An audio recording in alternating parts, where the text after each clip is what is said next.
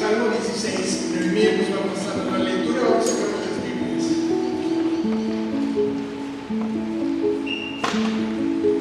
Y repetir, hermanos, ¿cómo estamos? Solo escuchar al pastor. ¿Cómo estamos? Bien. Que vamos a leer el Salmo 16. Amén. ¿Todos tienen sus Biblias? Guárdame, oh Dios, porque en ti he confiado.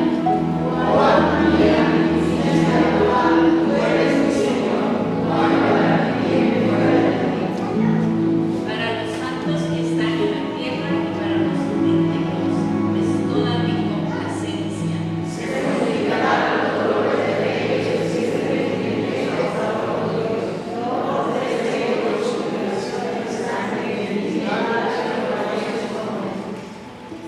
Jehová es la porción de mi herencia y de mi copa. Tú sustentas mi suerte.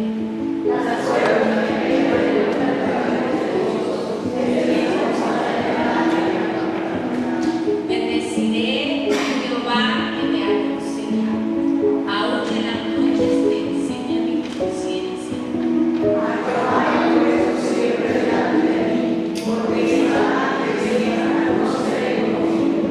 Se alegró por tanto mi corazón y se gozó mi alma.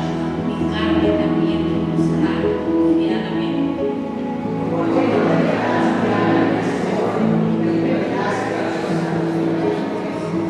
Me mostrarán la senda de la vida. En tu presencia hay plenitud de gozo, delicias a tu diestra para siempre.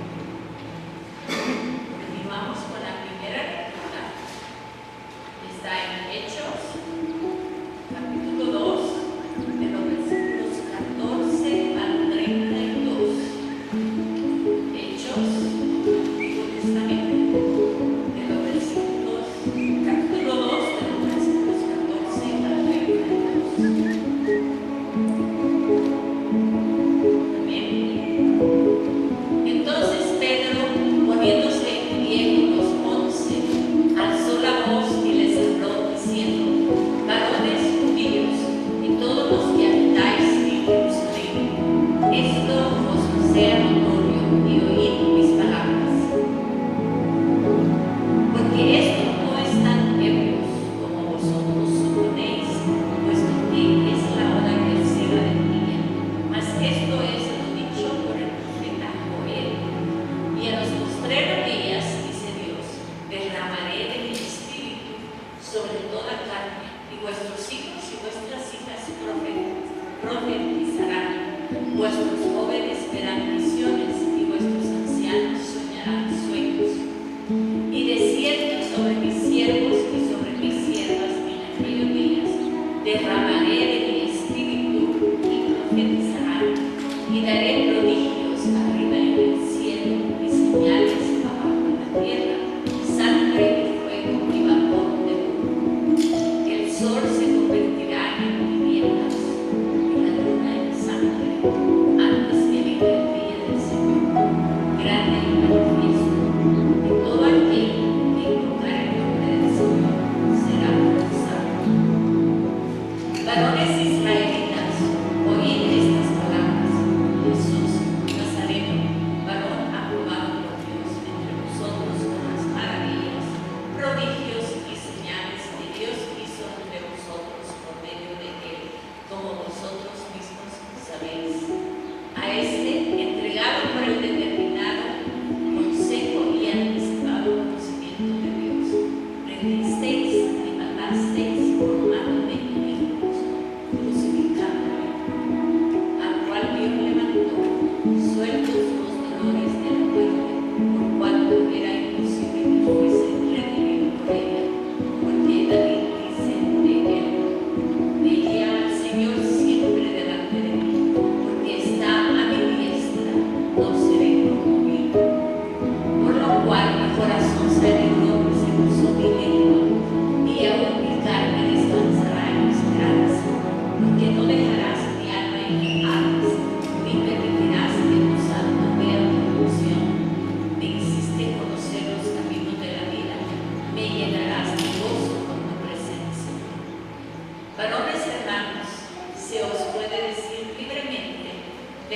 patriarca David, que murió y fue sepultado, y su sepulcro está con nosotros hasta el día de hoy.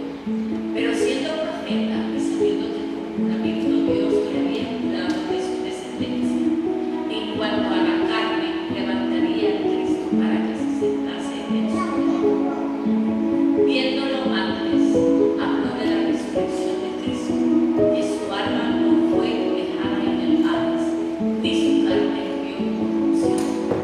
A este Jesús resucitó Dios, de lo cual todos nosotros somos testigos.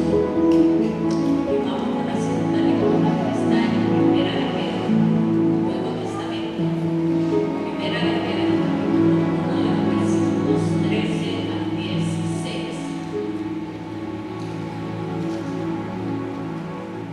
Primera de Pedro, capítulo 1, de los versículos 13 al 16.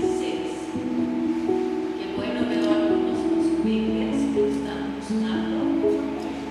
Buena práctica. Saber dónde están los libros.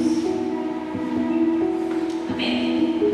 Por tanto, seguid los lomos de vuestro entendimiento, sed sobrios y esperad con concreto en la gracia que se os traerá cuando Jesucristo sea manifestado. Como hijos obedientes, no os conforméis a los deseos que antes teníais, estando en vuestra ignorancia, sino como aquel que os llamó es santo, sed también vosotros santos en toda vuestra manera de vivir, porque escrito está, sed santos porque yo soy santo. Y se abra la palabra. Gracias. El de hoy es Juan capítulo 20, versículos de 19 a 31. Juan 20, versículos de 19 a 31. Y la palabra de Dios dice así: Cuando llegó la noche de aquel mismo día, el primero de la semana, estando las puertas cerradas en el lugar donde los discípulos estaban reunidos por medio de los miedo de los judíos, vino Jesús, puesto en medio, les dijo: Paz a vosotros. Y cuando les hubo dicho esto, les mostró las manos y el costado, y los discípulos se regocijaron viendo al Señor. Entonces Jesús les dijo otra vez: Paz a vosotros. Como me envió el Padre, así también yo os envío. Y habiendo dicho esto, sopló y les dijo: Recibid el Espíritu Santo. A quienes remitiereis los pecados, les son remitidos, y a quienes se los retuviereis, les son retenidos. Pero Tomás, uno de los 12, llamado Dídimo, no estaba con ellos cuando Jesús vino. Le dijeron, pues, nosotros discípulos, al Señor hemos visto. Él les dijo: si no viene en sus manos la señal de los clavos, y metiere mi dedo en el lugar de los clavos, y metiere mi mano en su costado, no creeré. 8 días después estaban otra vez sus discípulos dentro, y con ellos Tomás. Llegó Jesús estando las puertas cerradas, y se puso en medio y les dijo: Paz a vosotros. Luego dijo a Tomás: pon aquí tu dedo y mira mis manos, y acerca tu mano y métela en mi costado, y no seas incrédulo, sino creyente. Entonces Tomás respondió y le dijo: Señor mío y Dios mío. Jesús le dijo: porque me has visto, Tomás, creíste. Bienaventurados los que no vieron y creyeron. Hizo además Jesús muchas otras señales en presencia de sus discípulos, las cuales no están escritas en este libro. Pero esto se ha escrito para que creáis que Jesús es el Cristo, el Hijo de Dios, y para que creyendo tengáis vida en su nombre. Esto es palabra de Dios. Nos podemos sentar. Vamos a pasar nuestra oración, nuestra oración en la iglesia, las bendiciones en cada uno de nosotros. Y ponemos abajo, si tienen alguna bendición, abajo de sus manos, vamos a Filipenses 4:6 nos dice: nada estéis afanosos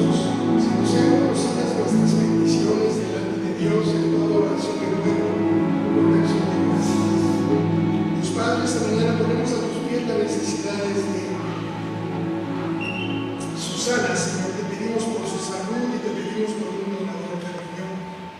Ponemos a Silvia, Padre, y pedimos por su salud. Por Tony también, Señor, te pedimos por su salud. Por Milagro y Damaris también pedimos por su salud, Señor. Por Victoria, Padre, te pedimos por la salud de ella y el dolor que tiene en su vida. Te pedimos por los enfermos de nuestra iglesia, Padre. Pedimos que sanes las necesidades de cada uno de nosotros. También podemos, Padre, nuestras manos a la iglesia no amanecer, Padre, para que nos guíes y des sabiduría y entendimiento para te pedimos, Padre, por las personas que están en la cárcel. Te pedimos por los que están en los centros de adicciones, Padre. Te pedimos por que se recuperen, Señor, y sobre todo reciban tu espíritu como predicador, una persona que esté con ellos. Y ponemos también en tus manos el ministerio de celebrar una recuperación. Te pedimos, Padre, que podamos continuar ayudando a las personas a recuperarse y crecer en la relación contigo y con nuestro Dios. Ponemos también el Instituto Teológico, Señor, oramos para que Dios nos siga capacitando para ser mejores en el conocimiento de tu palabra. Te damos gracias también por el ministerio del Instituto Presbiteriano de Educación Básica, que la próxima semana empezamos las clases nuevamente. Te pedimos por los niños para que continúen estudiando y oramos por las maestras para que sigan enseñando a nuestros niños. Ponemos en tus manos los matrimonios de esta iglesia, oramos para que Cristo nos guíe, nos fortalezca, nos santifique en Cristo nuestro Señor y Él sea la base de nuestro matrimonio. Pedimos por los jóvenes también de nuestra iglesia, Señor, por fortaleza, por ser con Dios, de aquellos que en el futuro nos sirven de nuestra iglesia. Ponemos el poder de alabanza en tus manos, Señor, para que tú a través de nuevos miembros podamos volver a cantarte en vivo en este lugar, Señor. Te pedimos por los recursos necesarios para continuar con los ministerios de nuestra iglesia, los ministerios de Pascal y la Puesta. Te pedimos, Padre, esta mañana por la iglesia presbiteriana del Lago. Te pedimos por su crecimiento, por su compromiso, por la fidelidad y obediencia a Dios. Y te pedimos también por nuestra comunidad para continuar enseñando y predicando el Evangelio de nuestro Señor Jesucristo para el gloria tuya. Te pedimos por el liderazgo de nuestra iglesia, Señor. Oramos que Dios nos dé su sabiduría, fortaleza, obediencia y fe para tomar decisiones conforme a su voluntad y conforme a su propósito. Sabemos, Dios, que tenemos un Dios vivo y debemos siempre acercarnos a Dios en humildad y agradecimiento. Y solo entonces gozaremos de la paz de Dios que sobrepasa todo entendimiento y que guarde, Padre, nuestros corazones y nuestros pensamientos en Cristo Jesús. Que Dios nos conceda todo esto, Padre, te lo pedimos en el nombre de nuestro Señor Jesucristo. Amén. Vamos a ponernos en pie para una alabanza. Hoy vamos a hablar de la santidad. Es un llamado a vivir en santidad. Que leemos en 1 de Pedro 1:16, que nos dice: sed santos porque yo soy santo. ¿Y qué es la santidad? La santidad en hebreo es la palabra kedash, que deriva de la palabra kad, que significa separar o cortar. Es lo más sagrado, es lo que tú separas, porque es lo que más quieres, no quieres que se contamine. Esta palabra en el Antiguo Testamento se aplicaba de todo a Dios. En el Nuevo Testamento cambia al griego y la palabra es akaizo o acarios, que quiere decir santo, sagrado, consagrado, y también es dedicado a Dios, es decir, reservado para Dios, sacado, puesto para Dios. Hoy voy a iniciar un estudio, vamos a iniciar un estudio de la santidad, porque Dios es santo, Jesucristo es santo y nosotros debemos ser santos. Vamos a tratar de analizar esa palabra santidad, nos va a tomar algunas semanas para terminar. Y hoy iniciamos que la santidad es una forma que nosotros debemos de adquirir para vivir, y es lo que vamos a ver hoy, pero antes vamos a ver. Padre, que sea creado con los dichos de mi boca y la meditación de nuestros corazones delante de ti, Señor, que todo lo que hablemos y todo lo que digamos, Señor, sea a través del Espíritu Santo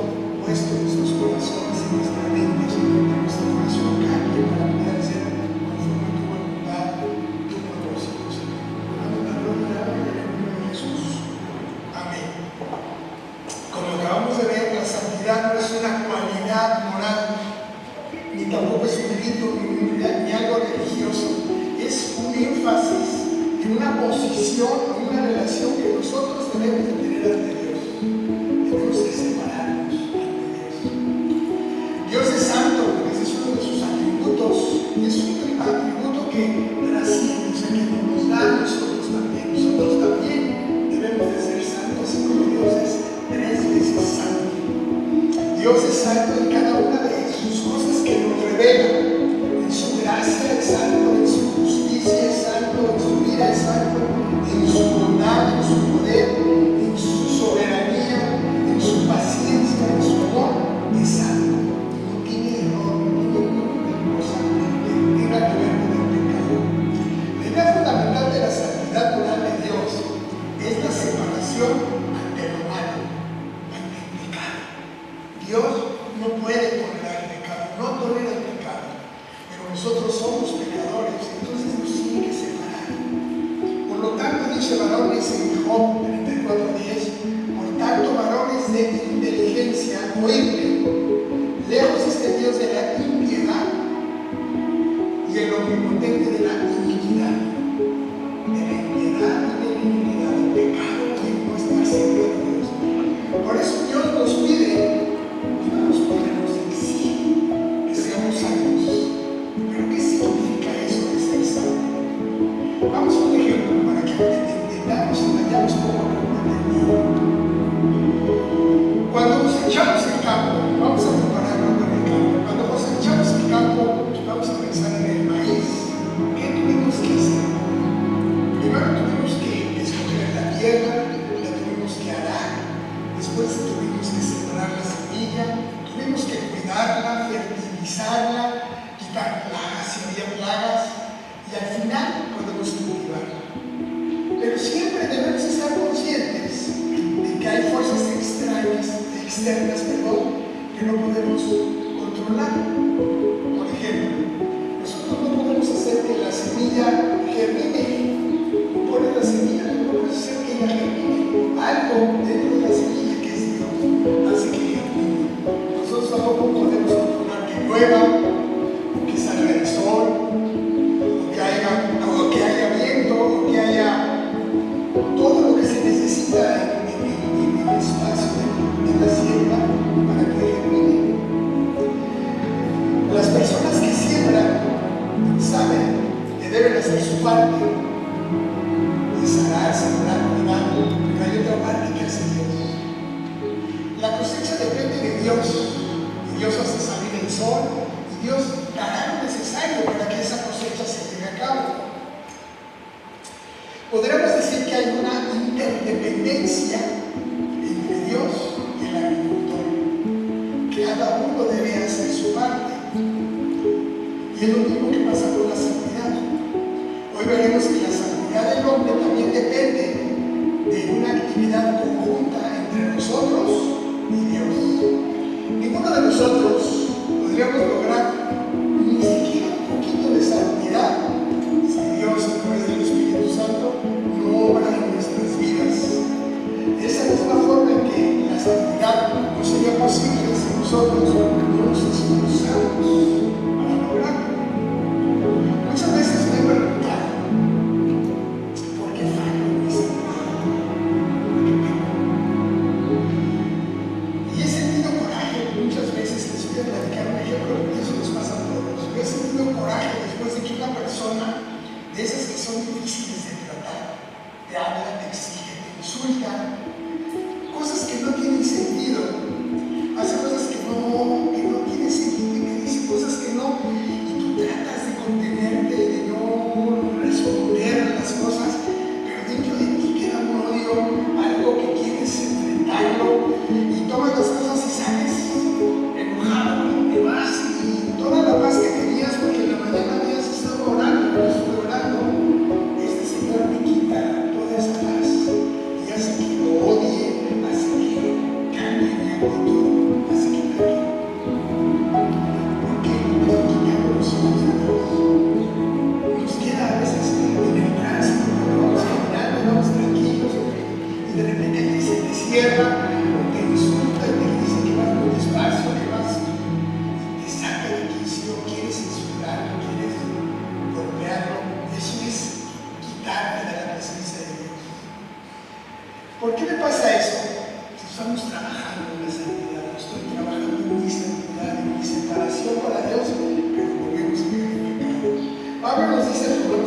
pasado que vivimos.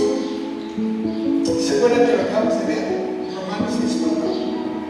Y dice Pablo, nos dice Pablo, porque el pecado no se enseñoreará más en nosotros, porque nuestras naturalezas bajo la gracia. Y cuando el pecado se pone en mí, el pecado se está enseñoreando. Y la gracia dice que el Espíritu Santo nos va a separar. Esa es una promesa de Dios. Cuando nosotros recibimos al Espíritu Santo, Dios nos está separando del pecado. Nos da una nueva vida, ya lo vimos. Nacimos de nuevo y ahora nos separa. Eso es una promesa. Pero nosotros tenemos algo que nos regresa a ese pecado, algo que nos hace volver a pecar. Entonces, en esa promesa que vemos, vamos a tener victoria sobre el pecado. Pero lo que me pasó, estaba con odio y enojo y resentimiento. En verdad me he puesto a tratar de vivir en obediencia. No sé si ustedes han tratado de vivir en obediencia, santidad, pero cuando el pecado nos derrota, nos sentimos mal. ¿Te ha pasado algo así? Te enojaste con tu esposa porque no te sirvió, no te atendió. O la esposa se enojó con el esposo, nuestros hijos se enojamos con ellos porque no hicieron o no obedecieron lo que nosotros tenemos que hacer. Y a veces eso nos enoja, nos separa de Dios, ese enojo no es santo. Yo sé que tú y yo podemos caminar en obediencia a la palabra de Dios y continuar una vida santa. Es lo que Dios quiere que hagamos, nos pide que hagamos. Entonces, ¿qué estamos haciendo? ¿Por qué no lo hacemos? Dice Romanos 8:28.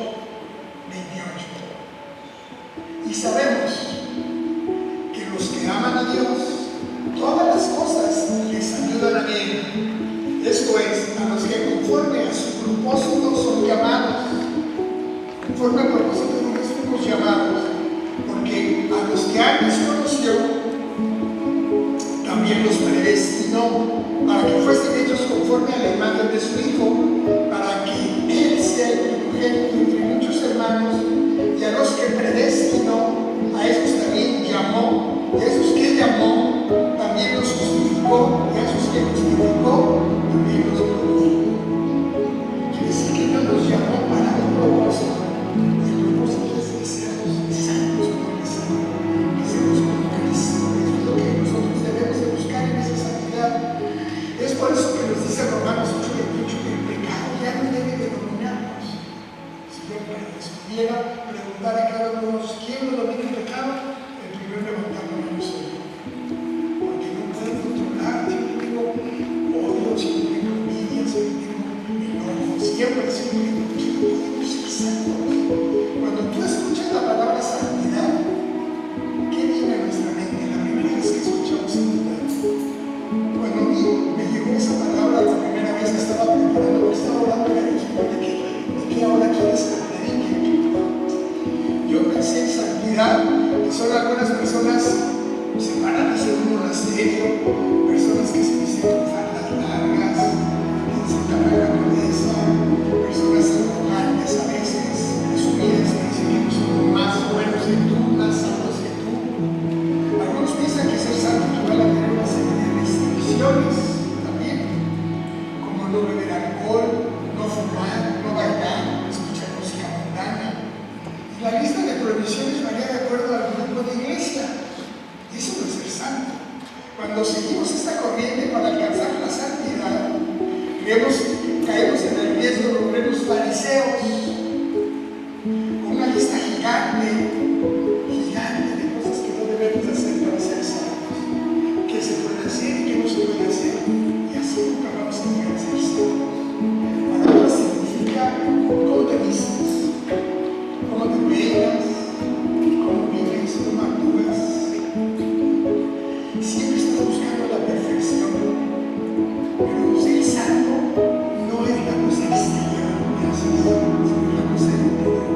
Ser santo es ser moralmente enganchado. O sea, esos pensamientos debemos de cambiar, no debe de cambiar nuestra forma de pensar. Es estar apartado del pecado y estar en obediencia perfecta a la palabra de Dios. Es lo que debemos hacer. Esa es la santidad, la obediencia perfecta a la palabra de Dios. Por eso, como vimos, el significado de la palabra santo es apartado para Dios. ¿Qué es lo que está haciendo Dios? Dios nos está tomando del mundo, nos tomó del mundo a cada uno de nosotros y nos está jalando hacia Él. Él quiere que seamos parte de sus hijos, parte de su familia. Para que nos quede más claro, ¿qué es la santidad? Según Pedro, que acabamos de leer, que nos dice: sed santos, porque yo soy santo, dice Dios. Este llamado a la santidad es un mandamiento, es un mandato que resuena a lo largo de toda la Biblia, desde que Dios escogió a su pueblo y dijo: ustedes van a ser un pueblo santo, son míos, hermano. La palabra santo se menciona más de 600 veces en la Biblia. Y en ese contexto, Pedro nos exhorta a que vivamos santos, separados para Dios, que reflejemos a Dios, eso es que reflejemos el carácter de Dios. La santidad en términos bíblicos representa una separación del pecado y una dedicación completa a Dios. Ser santo implica vivir de acuerdo a los principios y valores de Dios que nos ha revelado en su palabra. ¿Qué es lo que significa ser santo? Que vivamos conforme a esta palabra. Eso es lo que quiere decir santo. ¿De dónde es esa fuente de nuestra santidad? Como menciona en el pasaje de Pedro, la santidad tiene su origen ¿en dónde? En Dios mismo. Dios es un modelo de santidad. Ese es el modelo de santidad. Dios es absolutamente puro, perfecto, y nos llama a imitar esa pureza, perfección en nuestras vidas cotidianas. Sin embargo, es importante entender que nuestra santidad no es algo que podamos lograr por nuestras propias fuerzas. No vamos a poder solos ser santos. Es el Espíritu Santo que nos capacita y nos guía para esa transformación. Si nosotros tenemos el Espíritu Santo, tenemos que escuchar al Espíritu Santo, escuchar qué es lo que quiere que hagamos, qué es lo que no quiere que hagamos para poder ser separados para Dios. Aunque Dios es quien obra en nosotros para hacernos santos, nuestra respuesta y esfuerzo también son esenciales. ¿Por qué? Porque nosotros somos los que pecamos. Esto implica obediencia a los mandamientos, dedicación a la oración, el estudio de la Biblia y tomar decisiones que reflejen los valores de Dios, el carácter de Dios, insisto. Al igual que en el ejemplo de la agricultura que acabamos de ver ahorita, hay una interdependencia entre Dios y nosotros para ser santos. Tú no puedes ser santo solo. No puedes. Tienes que separarte. Si tú te separas es para Dios. Y para que te separes para Dios tienes que hacer lo que Dios quiere que hagas, que hagamos. Dios nos da los medios y la gracia necesaria para crecer en nuestra santidad. Pero nosotros debemos responder y actuar de acuerdo a la gracia.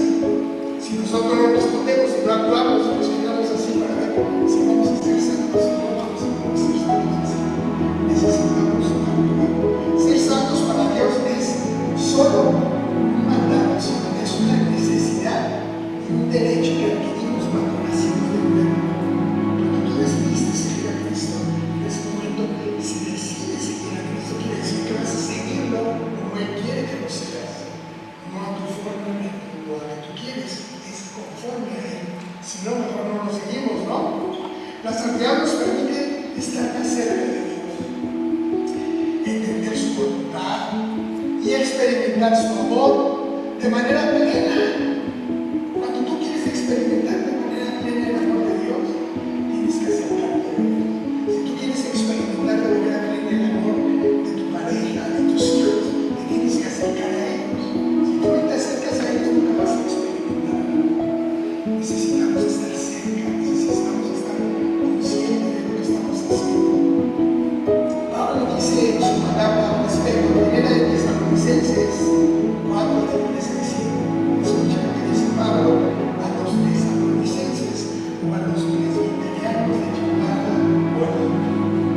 Pues la voluntad de Dios es vuestra santificación, que os apartéis de fornicación, que cada uno de vosotros sepa tener su propia esposa en santidad y honor, no en pasiones de concupiscencia como los gentiles que no conocen a Dios, que ninguno agravie ni engañe en nada a su hermano, porque el Señor es vengador de todo esto. Como ya os hemos dicho y testificado, pues no nos ha llamado Dios para inmundicia, sino para santificación. Dios te llamó no para inmundicia, no para pecado, te llamó para que estés con Él, para que estés separado para Él. Y el apóstol Juan también en el Apocalipsis nos dice, en 22:11, escuchen lo que dice Juan en el Apocalipsis: el que es injusto está hablando de lo que va a pasar, va a pasar en el futuro cuando estemos en el cielo.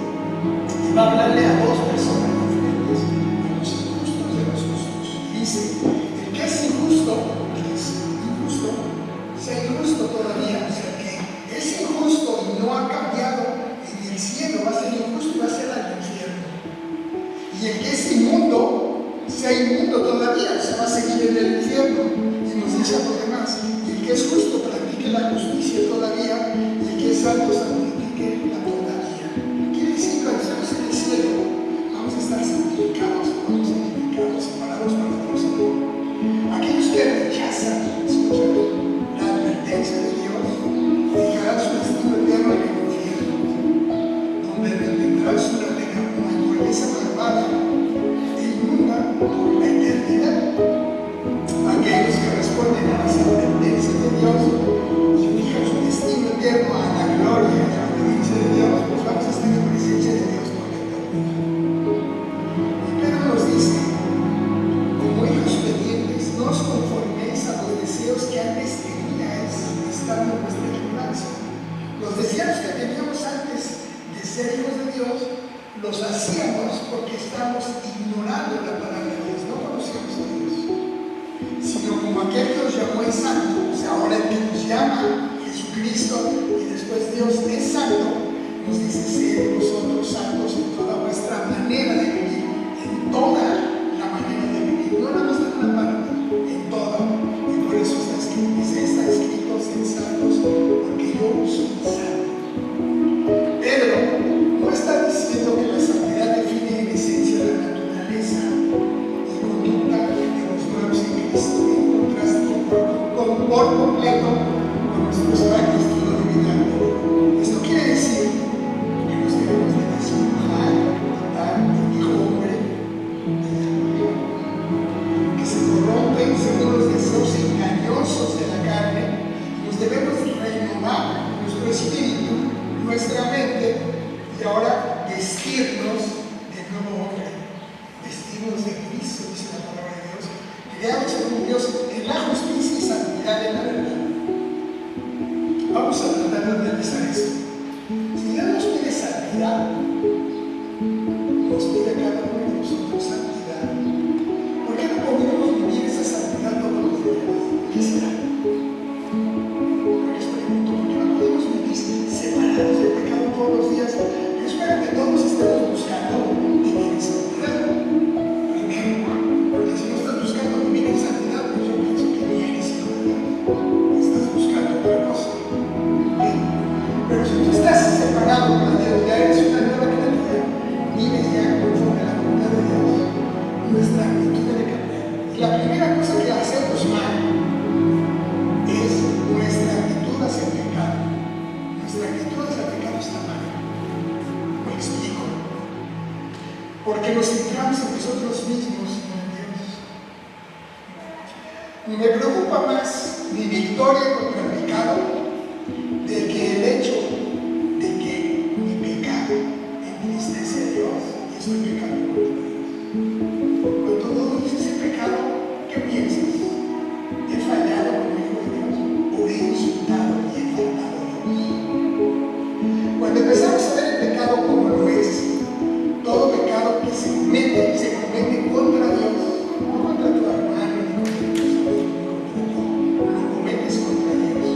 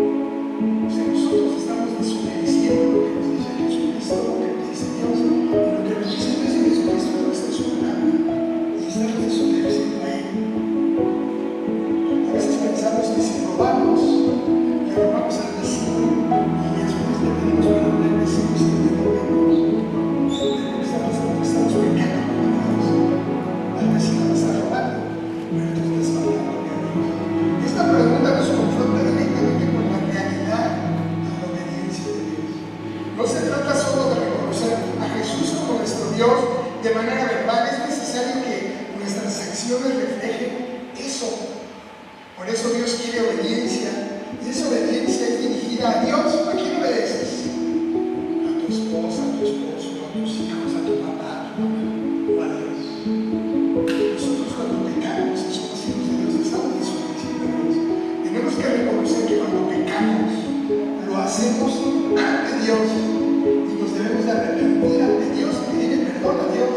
No es una victoria nuestra contra el pecado, porque eso cambia nuestra actitud y no resolvemos el asunto correctamente.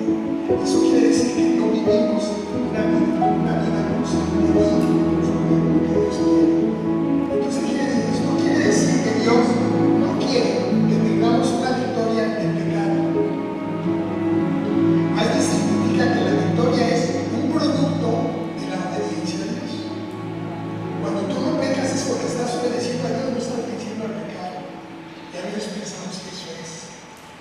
Entre más vivamos obedeciendo a Dios, entonces empezaremos a sentir el gozo de la victoria contra el pecado. Es obedeciendo cuando tenemos victoria. Eso nos lleva al segundo punto. Cuando interpretamos mal Gálatas 2:20. ¿Qué dice Gálatas 2:20? Con Cristo estoy juntamente crucificado, y ya no vivo yo, mas vive Cristo en mí.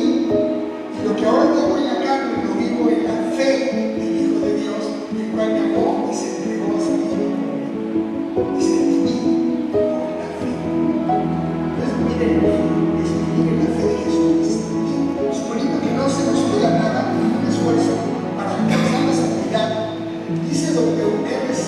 Raymond, es un obispo de la iglesia de Inglaterra, decía: resulta sabio proclamar de modo directo y manifiesto y total, como lo hacen muchos, que la santidad de la persona convertida se logra solo por fe. Es una pregunta. Y de ningún modo mediante el esfuerzo personal. ¿Es lo que la palabra de Dios enseña? No. Lo vuelvo a preguntar. Es una pregunta. ¿Resulta sabio proclamar de modo tan directo, manifiesto y total, como lo hacen muchos, que la santidad de la persona convertida se logra solo por fe y de ninguna medio mediante el esfuerzo personal? No, dice J.C. que la fe en Cristo es la raíz de toda santidad de un creyente suficientemente digno se atrevería a negarlo jamás. Sin embargo, dice, no cabe duda de que las Escrituras nos enseñan a que, al procurar la santidad, el creyente verdadero, escucha, tiene que esforzarse y trabajar, además de ejercitar su fe. O sea, nosotros cuando tenemos fe, vamos a creer en Dios y vamos a creer en que Él va a hacer el cambio. Pero nosotros tenemos que dejar el pecado. Nosotros tenemos que cambiar nuestra forma de pensar. Tenemos que aceptar que somos responsables y no el diablo, porque todos nos echamos a culpa al diablo. Eres tú y yo responsables cuando pecamos. Siempre es que el diablo me hizo pecado. El diablo te tentó, pero el que pecó fuiste tú. Cuando tú pecas, tú estás pecando contra Dios.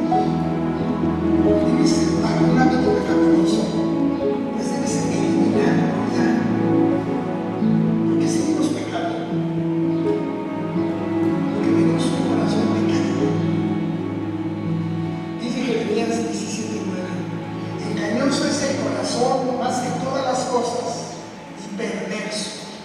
¿Quién lo conocerá? Además, en Romanos 3:23 nos dice: por cuanto todos pecaron y están destituidos de la gloria de Dios. Nuestro corazón es egoísta, envidioso, codicioso, malvado, asesino. Si no fuera por los Espíritu Santo, seríamos perversos. Y ningún ritual, ninguna ceremonia, ninguna regla puede resolver ese problema. Pero la razón por las cosas cristianas que tenemos influencia es porque nuestro corazón está mal. Nuestro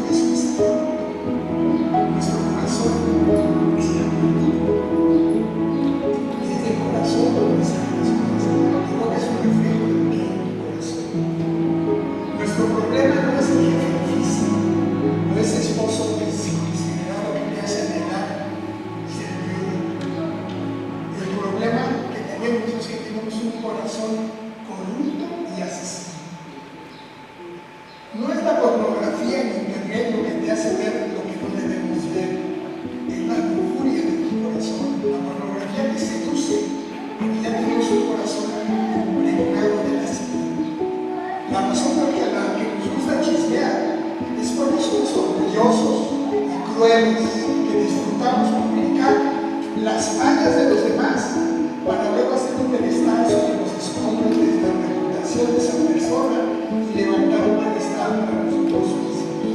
Ese es el problema de nosotros, que tenemos un corazón y debemos de cambiar nuestro corazón. Y el único que puede cambiar nuestro corazón es el Espíritu Santo.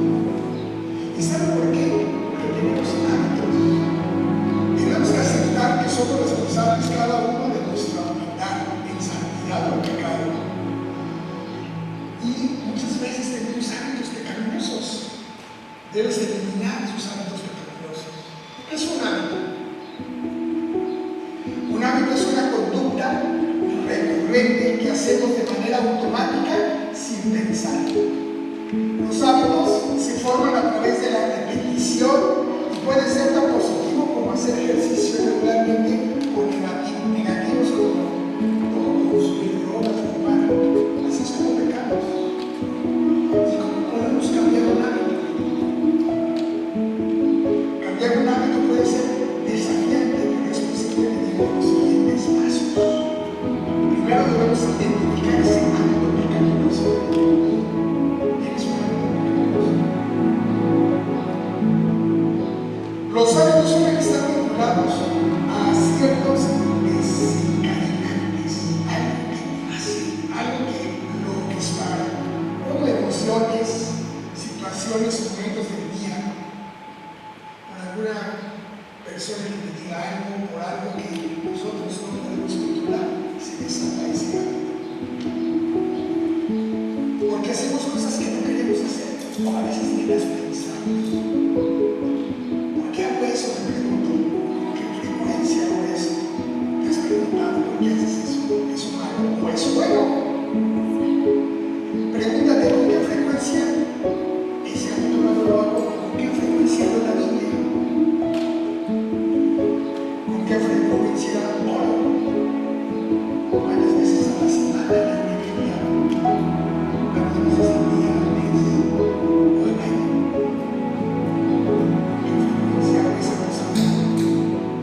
Y para poder cambiar necesitas tener en tu mente qué es lo que quieres, poner una meta. ¿Quieres dejar de hacer algo o quieres hacer algo bueno? Entonces Dios nos pide que hagamos y establezcamos metas. Ora y pide a Dios que te ayude a definir metas específicas y alcanzables para cambiar el hábito pecaminoso que te acecha, que te acosa. Por ejemplo, si deseas dejar de fumar o dejar de ver pornografía, establece un plan con pasos claros. ¿Cuándo lo haces? ¿Cómo lo haces? ¿Por qué lo haces? Y en ese momento, ora, toma tu Biblia y empieza a leer tu Biblia. Cambia y lee tu Biblia. En lugar de hacerlo malo, hazlo bueno. Que el Espíritu Santo te guíe. Y podemos así reemplazar ese hábito. Buscar una conducta alternativa. Buscar tu lugar donde te reúnes, con quién te reúnes, con quién platicas, con quién no platicas. Sustituye ese hábito malo por leer la Biblia. Ese hábito por pornografía, por ver la Biblia, leer la Biblia, orar. Y esa es la forma de cambiar un hábito. Y después tenemos que repetirlo, porque un hábito es eso, una repetición. La consistencia es la clave. Lee la Biblia todos los días. Cuanto más practiques esta nueva conducta, más fácilmente se convertirá en un hábito nuevo. No dejes de orar y permite que el Espíritu Santo te guíe para cambiar. Sé paciente y persistente. Cambiar hábitos lleva tiempo. No te desanimes. Si no ves resultados inmediatos, ora, sigue orando. Y es en las santificaciones donde Dios nos está sacando de ese mal hábito, de ese hábito pecaminoso. Y es la forma que Dios nos va jalando, pero lo hace a través de su palabra. Pero nosotros tenemos que actuar. No le podemos decir, es que el diablo me hizo. Nosotros somos responsables, tenemos que aprender a ser responsables de nuestros pecados. Y si no busca apoyo en la iglesia, con tu pastor, familiares, hay lugares donde te podemos apoyar. Nosotros te podemos apoyar. Y recuerda que un pensamiento lleva una acción y una acción lleva un hábito. Y esta frase pequeña es como nuestra mente puede cambiar, nuestro corazón puede cambiar. Al entender cómo se desarrollan los hábitos malos, podemos dejar el control a Dios y decirle: Señor, yo no puedo, este hábito no lo puedo dejar, no puedo dejar así. ¿Cómo le hago, Señor? Ayúdame, necesito que tú me guíes, que tú me ayudes a cambiar.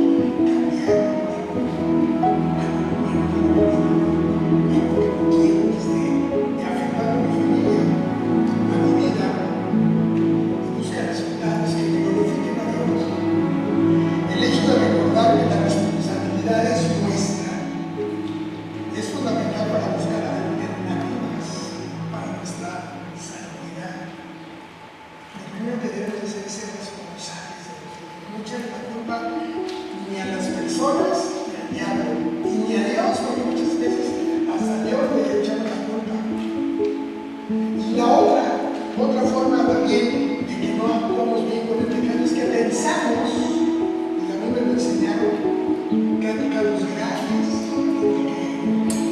que hay pecados no mortales. Se me decía: es pecado no mortal y pecado mortal.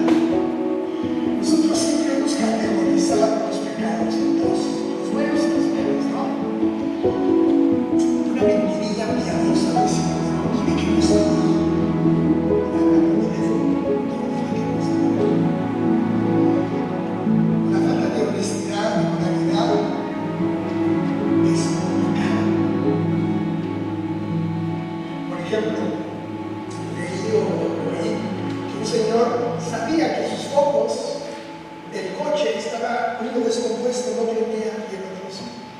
Iba en la carretera y lo paró un policía.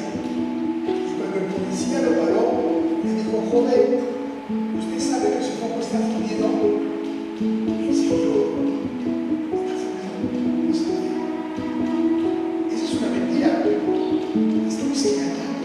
Pero recuerda que estamos mintiendo, no al policía. Estamos faltando. Y nos hemos acostumbrado a que eso es un pecadillo.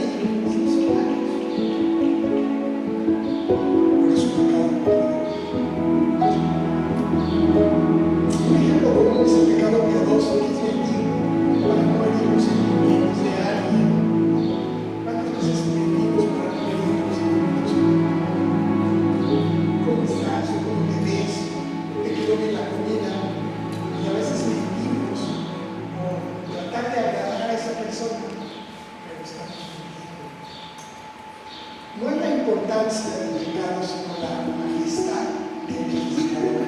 Lo que debemos tomar en cuenta para normar nuestra obediencia: ¿a quién estamos mintiendo?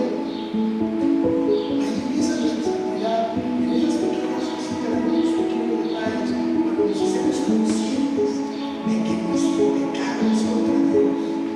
Empezamos a cambiar nuestra manera de pensar, nuestra manera de vivir, porque a veces decimos: no se puede verse en mente.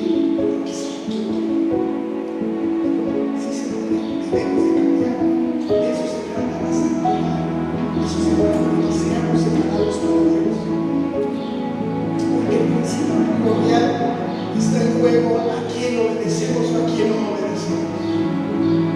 Nosotros debemos de pensar que cuando nosotros damos esa mentirita, no es la persona, es el Dios. Porque Dios es un juez santo y puro, y nosotros estamos obligados a obedecer a Dios. El pecado no podemos dividirlo si queremos vivir una vida santa. Dios no permite eso. Dios no ve pecaditos y pecadores. Dios ve el pecado como es. Desobediencia a Él. Ese es el pecado. Estamos dispuestos a considerar, vamos a terminar, estamos dispuestos a considerar el pecado como ofensa a Dios o como una derrota personal. No pongas en tu corazón en tu mente. ¿Estás dispuesto a pensar que cada vez que pecas no lo haces contra mi hermano, sino lo haces contra Dios? Ahí va a empezar a cambiar nuestra forma de pensar.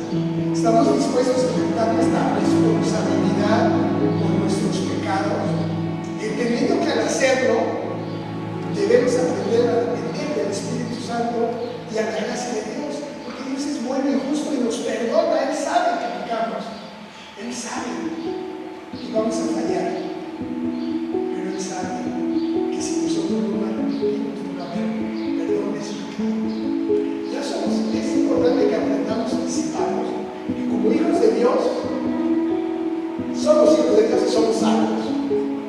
Pero ahora lo que está haciendo es trabajar con nuestro corazón y nuestra mente para cambiarla, para que seamos como Él quiere que seamos. Para eso nos rescató, para eso nos salvó, para cambiarnos. No nada más nos rescató para que ya seas hijo de Dios, no. Él quiere que seas perfecto. Jesucristo quiere que seamos más. Esa es la única forma de cambiar, dejar de pecar. Eso es lo que nos separa de Dios, el pecado. No hay otra cosa que nos separe de Dios que no sea el pecado.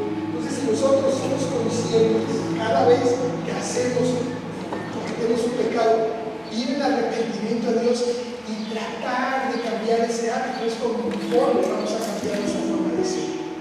¿Estamos dispuestos a obedecer a Dios en todas las áreas de la vida? Por pequeño que pueda parecer, en todas. Es un reto que me estoy poniendo a ti. ¿Estás dispuesto a hacerlo? Porque aquí empieza nuestra seguridad. Aquí es cuando empezamos a ser salvos. Y no contra nosotros mismos, sino a los ojos de Dios. Dios es el que nos está viendo, el que nos está juzgando, el que nos está cambiando. Solamente a la medida en que vemos la santidad de Dios, su pureza y su odio al pecado, podemos entender lo terrible y malo que es pecar con un Dios santo, 3 veces santo, santo, santo. Entendiendo esto, podemos empezar dando pasos, paso a paso, para buscar nuestra santidad. En resumen, ser santo para Dios, según 1 de Pedro 1:16, implica vivir una vida que refleje el carácter de Dios, separados del pecado y dedicados a Él. Es un proceso que depende de la obra del Espíritu Santo en nosotros y nuestra respuesta a ese amor. Entre los dos, entre el Espíritu Santo y nosotros. La santidad es esencial para nuestra relación con Dios, para ser luz de este mundo, para que Dios te use adecuadamente. Tienes que estar separado para Él, obedeciendo a Él. ¿Qué testimonio podemos dar si no lo obedecemos? Por lo tanto, debemos esforzarnos todos los días en seguir y leer sus mandamientos, leer su palabra, permitir que el Espíritu Santo que mora en ti obre en nuestras vidas para alcanzar esa santidad a la que estamos llamados. Si no buscas esa santidad, pues yo creo que no has sido llamado por Dios. Pero si ya en tu corazón está buscar esa santidad,